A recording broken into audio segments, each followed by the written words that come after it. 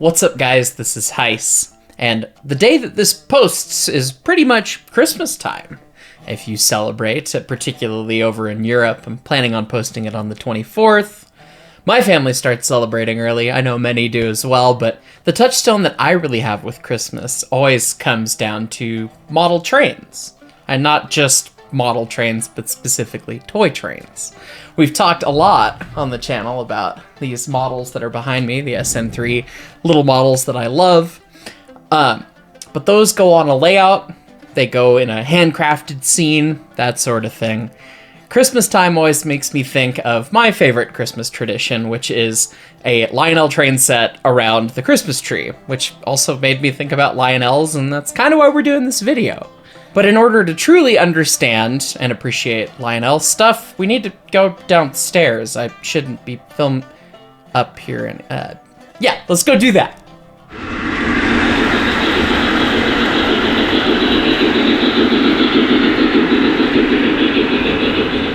So here we are downstairs at the Heiss Bachelor Pad, and you can see that I've got my Lionel train set up despite not having a Christmas tree. Yeah, I tend to celebrate the holidays with my family, and I live by myself right now, so I'd put a tree there if I was celebrating here, but because it's just me, I just have the trains. Yeah, they're there year-round.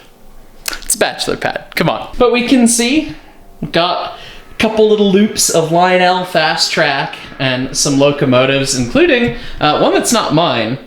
That K4 in the middle is actually Jersey's. I'm holding it hostage. My K4 is up on the shelf. But I wanted to talk about Lionels, a little bit how they work, and also just kind of the fun and joy of toy trains. Like, there's definitely something to be said for really accurate models, really accurate modeling, and going through and building a layout and scene and everything, but there's something so intrinsically fun having three rails and big locomotives and big cars, and it takes up a fair bit of space, but it ends up being quite a lot of fun. And that's before we get into the special cargo of ES&D branded limes, and as well the automatic operating milk cars that attempt to throw cartons out the side. It may not be for everybody, it may not be for every train enthusiast, but there's something that is just pure fun and joy that comes with these sorts of things, rather than any sort of crazy nitpick or importance to detail. And even that said, some of the models can be quite nice. This M64, I am in love with. I didn't even know that they made them in O-scale, and I came across it and I had to have it. But anyway, speaking of the three rails, like, what's the deal with that? It always looks goofy, and it's the strangest thing about particularly the Lionel style, although the couple different manufacturers used to make it. There's something particularly weird about seeing three evenly spaced rails, and what's the deal with that? Well, it relates to electricity and the history of Lionel and how long these toy trains have been around. They've been around for so long that materials like plastics weren't really big in common use when they started making them. And so insulating the wheel sets was kind of hard. And rather than insulate the wheel set that had to run on the outer rails, why not put the hot side, the voltage, the positive side of the circuit on a rail in the middle? And then it had the side benefit of you could do all sorts of crazy track configurations, and it didn't really matter what you did. If you build a reverse loop with conventional trains, well, it doesn't work without some circuitry to flip the polarity, because your positive and minus end up flipped on the back side. So you have to insulate, take care of those things, all that sort of stuff, and switch it at just the right moment.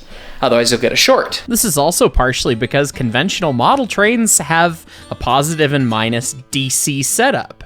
So one rail's plus, one rail's minus, and the current goes out through the positive rail, goes up through the motor, comes back through the negative. There you go. So you needed that flow to be one way. The Lionel trains found it easier to just take AC straight from the wall and change the voltage with a literal transformer. That's why they call the quote-unquote welder that is a ZW a transformer. It's just stepping down your wall voltage to something the trains can run on, and it gets supplied through the middle rail, and then the returns are evenly both outer rails. So it was an easy way for the early model train manufacturers, toy train manufacturers, to actually go ahead and put out a product. So it might be a little goofy, it might be a little inaccurate, it might not be true to scale. I mean, particularly many of the cars. You can easily see with some of the cars that I have that that's supposed to be a big box car and then this giant hopper dwarfs it.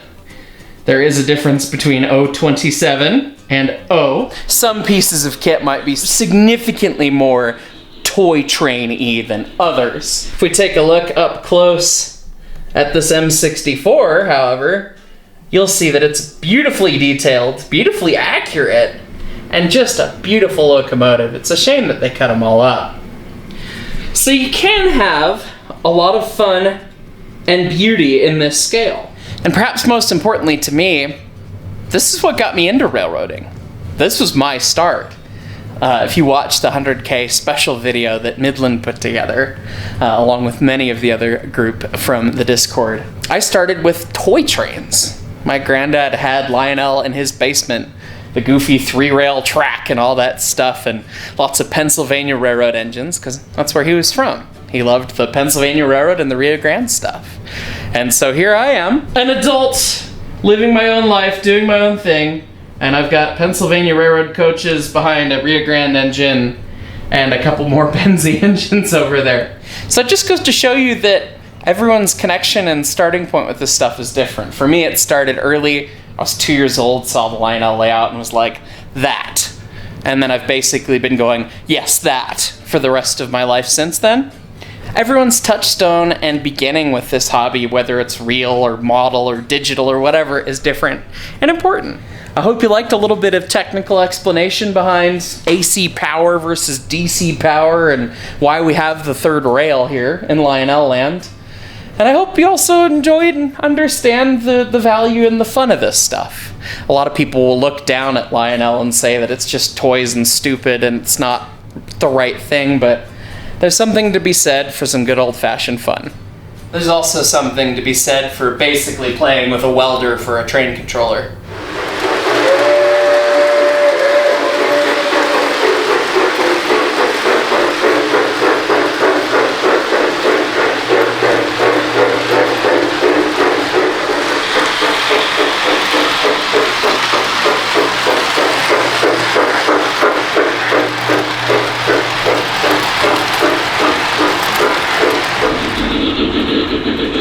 It's fine.